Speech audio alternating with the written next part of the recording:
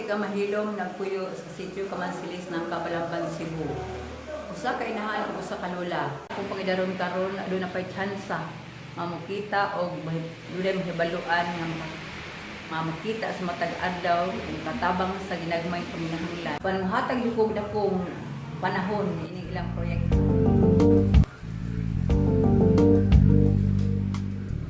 Maayong adlaw kanatong tanan. Ako di ay si Marisa sa Kabukag nga nagpuyo sa Barangay Nangka, Balamban, Cebu.